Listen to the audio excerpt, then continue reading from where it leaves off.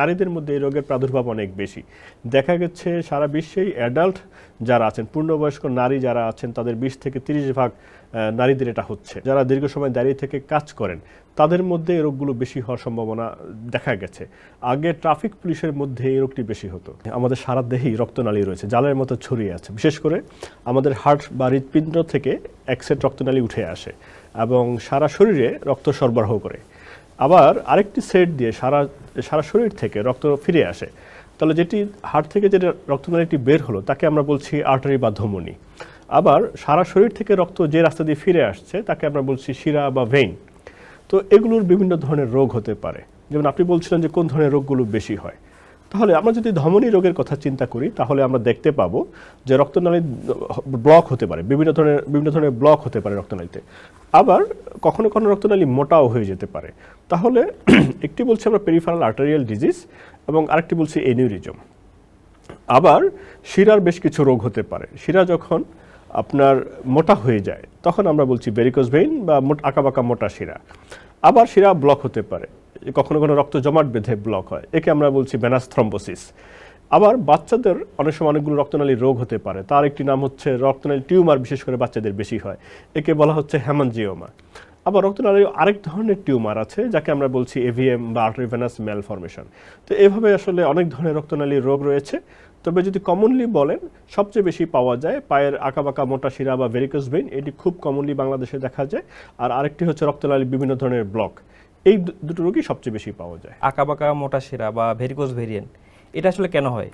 আমরা যদি খালি চোখে একজন মানুষের পায়ের দিকে তাকাই, সেখানে যদি দেখা যায় তার পায়ের শিরাগুলো বেশ মোটা হয়ে গেছে, আঁকাবাঁকা দেখা যাচ্ছে, তাহলে আমরা প্রাথমিকভাবে চিন্তা করতে পারি যে এটি পায়ের ভেরিকোজ ভেইন বা আঁকাবাঁকা মোটা শিরা।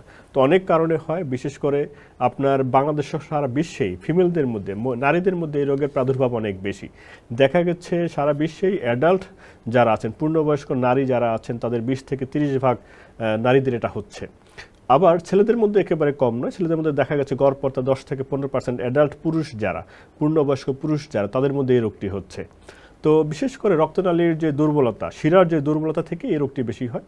বিশেষ করে কতগুলো রিস্ক ফ্যাক্টরও আছে। যারা দীর্ঘ সময় দাঁড়িয়ে থেকে কাজ করেন তাদের মধ্যে এই রোগগুলো বেশি হওয়ার সম্ভাবনা দেখা গেছে। আগে ট্রাফিক পুলিশের মধ্যে এই রোগটি বেশি হতো, তো এই কারণে এটা নামই হয়ে গিয়েছিল যে ট্রাফিক পুলিশের রোগ। কিন্তু আরও অনেক পেশা, আরও অনেক মানুষ আছেন যারা দীর্ঘ সময় দাঁড়িয়ে থেকে কাজ করেন, যেমন কলেজ বা স্কুলের শিক্ষক, সেলসম্যান, কিংবা বাসার গৃহিণী যারা আছেন, বাসায় যারা রান্না করেন, তারাও কিন্তু অনেক সময়, অনেক ক্ষেত্রে দীর্ঘ সময় দাঁড়িয়ে থাকতে হয়। তাহলে এভাবে দেখা গেছে যারা দীর্ঘ সময় দাঁড়িয়ে থেকে কাজ করেন তাদের সবার ক্ষেত্রেই এই রোগটি হতে পারে। তো গার্মেন্টস কর্মীরা আছে, ডেফিনেটলি গার্মেন্টস কর্মীদের মধ্যে অনেকেই দাঁড়িয়ে থেকে কাজ করেন এবং বিপুল সংখ্যক গার্মেন্টস কর্মীর মধ্যে পায়ের আঁকাবাঁকা মোটা শিরা বা ভেরিকোজ ভেইন রোগটি দেখা গেছে, তারা আমাদের কাছে এসেছেন। প্রবাসী যারা আছেন, প্রবাসী যারা দেশের বাইরে যারা আছেন, তাদের অনেকেই দীর্ঘ সময় দাঁড়িয়ে থেকে বিভিন্ন ধরনের কাজ করেন, কনস্ট্রাকশনের কাজ সহ, তারাও কিন্তু বিপুল সংখ্যায় ভেরিকোজ ভেইন রোগে আক্রান্ত। তারাও যখন দেশে আসেন তারাও আমাদের কাছে আসেন এবং চিকিৎসা সেবা নেওয়ার চেষ্টা করেন। তো যেটি বলছিলেন আপনি যে কেন হয়, তাহলে আমরা বলছিলাম যে শিরাটি যদি দুর্বল হয়, অর্থাৎ শিরার যে দেওয়াল এটি যদি পাতলা হয়, দুর্বল হয়, তাহলে এটি রক্তের চাপে এটি ফুলে যেতে পারে দীর্ঘ সময় দাঁড়িয়ে থাকার কারণে। আবার মাংসের গভীরে আরেক সেট শিরা আছে, সেটার মধ্যে কানেকশন আছে, মানে চামড়ার নিচের শিরার সাথে মাংসের গভীর শিরার কানেকশন আছে, সেই জায়গায় যদি ডিফেক্ট থাকে। আবার রক্তনালীর মধ্যে বেশ কিছু ভালভ বা কপার টিকা থাকে যেটা ওয়ান ওয়ে ডিরেকশনকে মেনটেন করে, সেটাও যদি ডিফেক্টিভ হয় তাহলে ভেরিকোজ ভেইনের প্রাদুর্ভাব হতে পারে। তো এগুলো একটু সবার জন্য হয়তো নয়, আমরা যারা ডাক্তার আছি তারা এগুলো খুব সহজেই বুঝতে পারবো। তো সাধারণ মানুষের জন্য আমরা যদি বলি যে রক্তনালীর দেওয়াল যদি দুর্বল হয় তাহলে এই ভেরিকোজ ভেইন রোগটি বেশি হতে পারে।